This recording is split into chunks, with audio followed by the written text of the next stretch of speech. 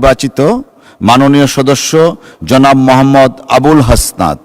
জনাব মোহাম্মদ আবুল হাসনাত, আপনার সময় 12 মিনিট। ধন্যবাদ আপনাকে। ধন্যবাদ মাননীয় স্পিকার। মাননীয় স্পিকার, এই বাজেট সেশনে এই বাজেটকে বিভিন্ন পক্ষ থেকে বিভিন্ন বিশেষণে বিশেষায়িত করা হচ্ছে। কোনো পক্ষ বলছে এটি ওভার অ্যাম্বিশিয়াস, কেউ বলছে এটা বাস্তবায়ন অযোগ্য, কেউ বলছে সাহসী। এই বিশেষণের ঊর্ধ্বে উঠে আমরা আমাদের জায়গা থেকে কিছু প্রশ্ন করতে চাই। আমরা এটা জানি যে এই বাজেটটি যখন করা হয়েছে একটি বিশেষ পরিস্থিতিতে, সংকটকালীন সময়ে এই বাজেটটি করা হয়েছে। এই সব দিক বিবেচনায় অর্থমন্ত্রীকে কিছু প্রশ্ন করতে চাই বাজেটের কিছু অসঙ্গতি নিয়ে, এবং জনগণ সেটা সিদ্ধান্ত নেবে যে এই বাজেটটিকে আসলে জনগণের জন্য নিষ্পেষণের হাতিয়ার হিসেবে বিবেচিত হবে নাকি উন্নয়নের অগ্রগতির একটি সোপান হিসেবে বিবেচিত হবে। প্রথম যে অসঙ্গতিটি সেটি হচ্ছে রাজস্ব নিয়ে। মাননীয় স্পিকার, আমরা যদি বাংলাদেশের গত বছরের রাজস্বটি দেখি, লক্ষ্যমাত্রা ছিল 5,03,000 কোটি টাকা। সেই জায়গায় 11 মাসে অর্জিত হয়েছে 4,60,000 কোটি টাকার মতো। হাতে আছে আর 1 মাস, ধরে নিচ্ছে 48,000 কোটি টাকা সেখান থেকে আমাদের লক্ষ্যমাত্রা অর্জিত হবে। তার মানে আমাদের অর্জিত হচ্ছে 4 লক্ষ কোটি টাকা, 3,60,000 কোটি টাকা প্লাস 40,000 কোটি টাকা, অর্থাৎ হচ্ছে 4 লক্ষ কোটি টাকা। মাননীয় স্পিকার, এই বাজেটে রাজস্বের লক্ষ্যমাত্রা নির্ধারণ করা হয়েছে 6,95,000 কোটি টাকা, অর্থাৎ প্রায় 74% লক্ষ্যমাত্রা বৃদ্ধি করা হয়েছে। পৃথিবীর সব দেশে তাবৎ অর্থনৈতিক ব্যবস্থায় বাজেটের যে রাজস্বের যে প্রবৃদ্ধি থাকে সেটি 10 থেকে 12% একটা আইডিয়াল একটা ফিগার। সেই জায়গা থেকে মাননীয় অর্থমন্ত্রীর কাছে আমার প্রশ্ন, সারা দেশে বা বিগত রাজস্ব কালেকশনের যদি আমরা হিস্ট্রিটা দেখি, 10 থেকে 12%-এর জায়গায় সরকারের কাছে এমন কি মেকানিজম রয়েছে যে মেকানিজমের মধ্য দিয়ে প্রায় আমরা 75% আমরা রাজস্ব নতুন করে আমরা সংগ্রহ করতে পারবো। মাননীয় স্পিকার, সেই জায়গা থেকে আমরা বলছি যে এই যে রাজস্বের যে মাত্রাটি নির্ধারণ করা হয়েছে এবং এনবিআর এর যে সক্ষমতা রয়েছে সেটি বিবেচনায় এই বাজেটটির লক্ষ্যমাত্রা রাজস্বের ক্ষেত্রে কতটা অর্জিত হবে সেটি আসলে আমরা সন্দেহ প্রকাশ করছি। দ্বিতীয়ত, কিছুক্ষণ আগে একজন বলে গেলেন, একজন মাননীয় সংসদ সদস্য, যে আমাদের দেশের ইনভেস্টমেন্ট ফ্রেন্ডলি একটা এনভায়রনমেন্ট ক্রিয়েট করা হয়েছে। মাননীয় স্পিকার, 100 টাকার যদি আমি বাংলাদেশে ব্যবসা করি, আমাকে কর্পোরেট ট্যাক্স দিতে হয় 27.5%, অর্থাৎ আমি সেখানে 100 টাকার মধ্যে আমার পকেটে থাকে আর 72.50 টাকা, 72.5 টাকা। এই 72.5 টাকার মধ্যে আমার ডিভিডেন্ড ট্যাক্স 4.5 আমাকে দিতে হয় মাননীয় স্পিকার 40%, অর্থাৎ আমার পকেটে তখন থাকে 43.5 টাকা।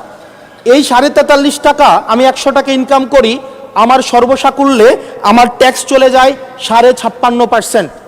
আমরা যদি মালদ্বীপের দিকে তাকাই, আমরা যদি সিঙ্গাপুরের দিকে তাকাই, মালয়েশিয়ার দিকে তাকাই, সেখানে এই কর্পোরেট ট্যাক্স হচ্ছে 0%। আমরা যদি শ্রীলঙ্কার দিকে তাকাই 15%, নেপালের দিকে যদি তাকাই তাহলে সেটা 5%। শুধু সরকারের সমালোচনার খাতিরে না, আমরা নির্মোহভাবে কনস্ট্রাকটিভ ক্রিটিসিজমের জায়গা থেকে আমরা বলছি এই 56.5% কর্পোরেট ট্যাক্স এবং ডিভিডেন্ড ট্যাক্স বিদ্যমান রেখে এটা ডোমেস্টিক ইনভেস্টমেন্টকেও প্রমোট করবে না এবং ফরেন ইনভেস্টমেন্টকেও প্রমোট করবে না।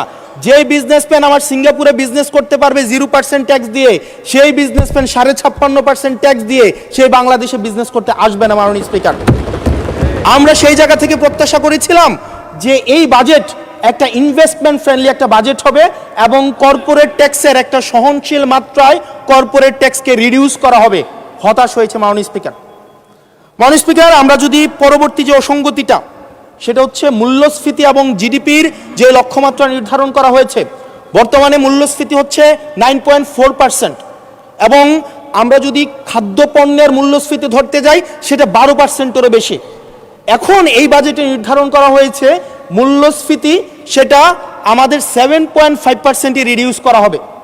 পৃথিবীর সব দেশে, সব বাজেটে, সব অর্থনৈতিক ব্যবস্থায় মূল্যস্ফীতিকে নিয়ন্ত্রণ করার স্বীকৃত মাধ্যম হচ্ছে দুইটা। একটা হচ্ছে উচ্চ হারে সুদ নির্ধারণ করা অথবা গভর্নমেন্ট এক্সপেন্ডিচার কমিয়ে নিয়ে আসা। আমাদের একটা অর্থ বছরে 1,40,000 কোটি টাকার একটা নির্ভরশীল অর্থনীতি বিদ্যমান রেখে আমরা কিভাবে মূল্যস্ফীতিকে আমরা 7.5%-এ নিয়ে আসব, এই যে স্ববিরোধী যে অবস্থানটা, এই জায়গাটা আমাদের কাছে আসলে মাননীয় স্পিকার স্পষ্ট না। আপনি একই সাথে বলছেন আপনি মাছ মুচমুচে করে ভাজবেন, আবার একই সাথে বলছেন আপনি তেলটা কম দিবেন। এই যে স্ববিরোধী অবস্থানটা, এটা আমাদের সাধারণ মানুষের কাছে এটা স্পষ্ট হতে হবে। মাননীয় স্পিকার, আমরা এই সংসদে দেখেছি মাননীয় প্রধানমন্ত্রী নিত্য প্রয়োজনীয় দ্রব্যের দাম নিয়ন্ত্রণের যেই সুপারিশটি করেছেন এবং যেই বিষয়ে বলেছেন, এটির জন্য জনগণ বাহবা দিয়েছেন।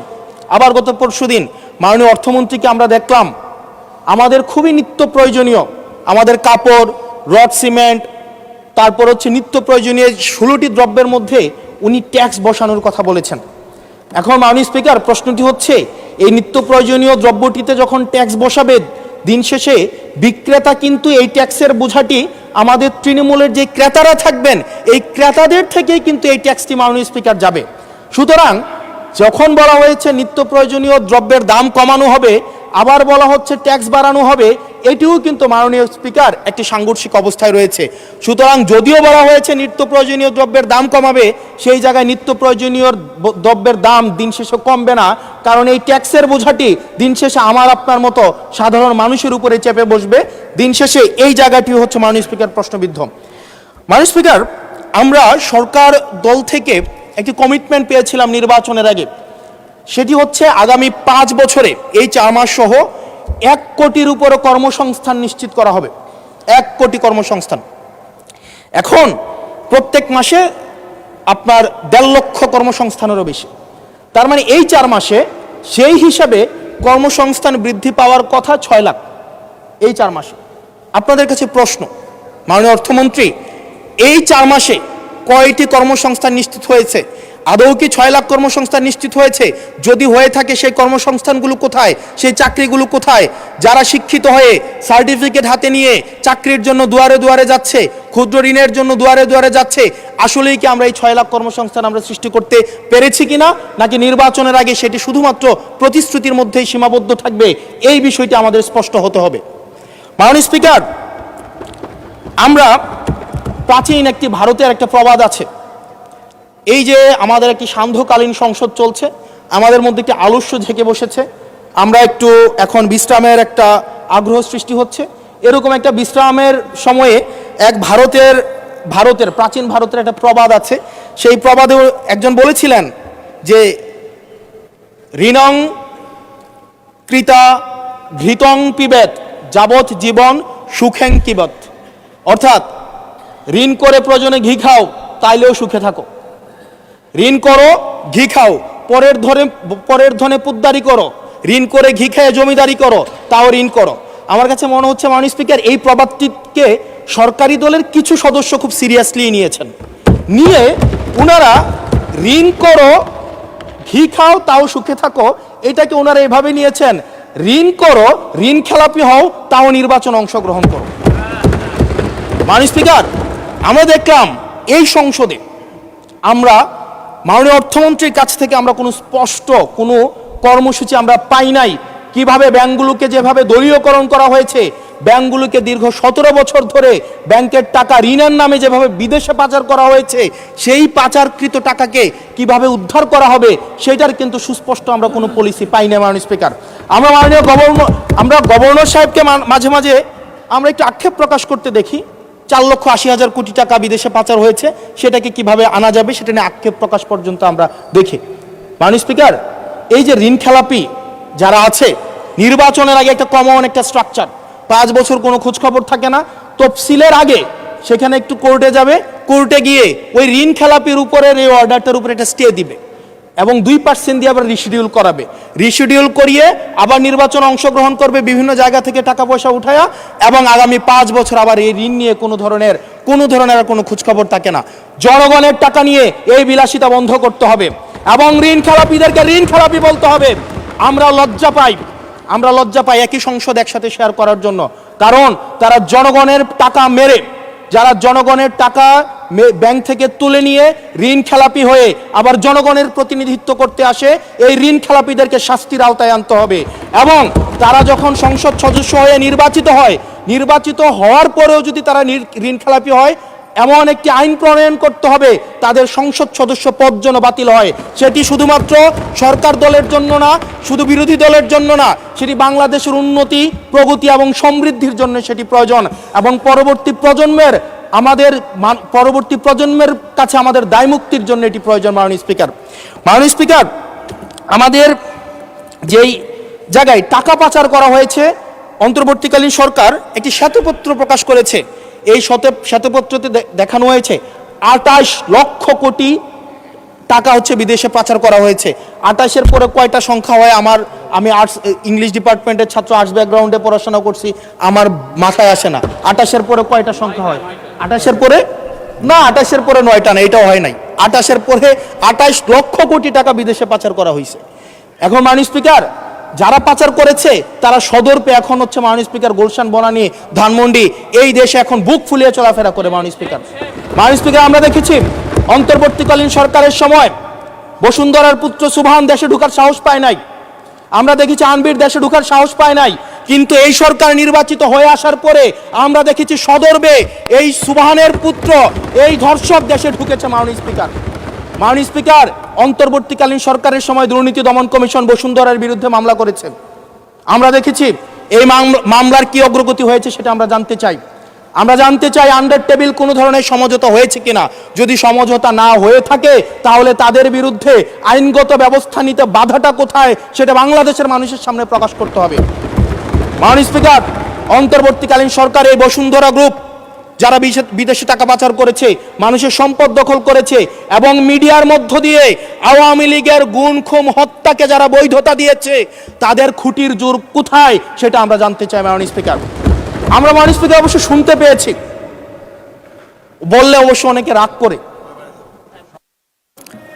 মাননীয় সদস্য, আপনার সময় শেষ হয়ে গেছে, তারপরেও চিফ হুইপ মহোদয় অনুরোধ করেছেন আরো 3 মিনিট বাড়ানো হলো। থ্যাংক ইউ মাননীয় স্পিকার, আমরা শুনতে পেয়েছি বা দেখতে পাই এবং সরকার দলেরই অনেকে মাঝে মাঝে আমাদের কাছে এসে দুঃখ প্রকাশ করে যে আসলে আমরা জেল খেটেছি, আমরা কষ্ট করেছি, আমাদের সন্তানদের সাথে আমরা থাকতে পারি নাই, কিন্তু আমাদের দলে কিছু কিছু মানুষ বসুন্ধরার অ্যাডভাইজর হিসেবে কাজ করে, তাদের মিডিয়ার অ্যাডভাইজর হিসেবে কাজ করে। মাননীয় স্পিকার, যেই মিডিয়া তারেক রহমানকে, মাননীয় প্রধানমন্ত্রী তারেক রহমানকে দেশদ্রোহী হিসাবে ফ্রেমিং করেছে, সেই মিডিয়ার অ্যাডভাইজর হিসেবে আজকে বসুন্ধরা গ্রুপে আজকে এই সরকার দলীয় সংসদ সদস্যদের অনেকেই তারা সেখানে যুক্ত। মাননীয় স্পিকার, এটা আমাদের জন্য না, বরং তাদের সহকর্মীদের জন্য এটি তাদের হৃদয়ে রক্তক্ষরণ হয়, সেটি আমরা জানি। মাননীয় স্পিকার, এই বসুন্ধরার বিরুদ্ধে যারা কথা বলে তাদের বিরুদ্ধে মিডিয়া লেলিয়ে দেওয়া হয়। মাননীয় স্পিকার, আমরা যারা ঋণ খেলাপি, যারা ব্যাংকগুলোকে দখল করেছে, যারা গণতন্ত্র পথকে রুদ্ধ করেছে, গুম খুনের বৈধ, একটু ওয়েট করেন, সময় তো দিবে, আসতেছে, শেষ হোক। যারা গুম খুনের, আমি আপনাকেই বলছি মিস্টার হাসান, এদিকে মাননীয় স্পিকার, আমি অ্যাড্রেসিং ইউ মাননীয় স্পিকার, যারা গুম খুনের বৈধতা উৎপাদন করেছে তাদের বিরুদ্ধে আমরা অন্তত বিএনপি থেকে স্ট্রিক্ট আমরা অ্যাকশন দেখতে চাই। মাননীয় স্পিকার, মাননীয় প্রধানমন্ত্রী প্রতিশোধ পরায়ণ হন নাই, আমরা সেটাকে ওয়েলকাম জানাই। মাননীয় স্পিকার, প্রতিশোধ পরায়ণ না হওয়া আর সুবিচার নিশ্চিত না করা দুইটা এক না। মাননীয় স্পিকার, আমরা ওয়েলকাম করি উনি প্রতিশোধ পরায়ণ হন নাই, ব্যক্তিগত রাগ ক্ষোভের ঊর্ধ্বে উনি উঠতে পেরেছেন, কিন্তু আমরা এটা ওনার কাছ থেকে শুনতে চাই, উনার দলের কাছ থেকে শুনতে চাই, গুম খুনের হত্যার উনি সুবিচার নিশ্চিত করবেন, উনি আইনের শাসন নিশ্চিত করবেন এবং এতদিন ধরে যারা নিয়ন্ত্রিত মিডিয়ার মাধ্যমে এই ফেসিবাদের পক্ষে যারা বয়ান উৎপাদন করেছেন তাদের বিরুদ্ধে উনি সুবিচার নিশ্চিত করবেন। মাননীয় স্পিকার, আমাদের প্রতিহিংসার কথা বলছি না, প্রতিশোধ পরায়ণতার কথা বলছি না। মাননীয় স্পিকার, আজকে এই জায়গাতে আমরা আবার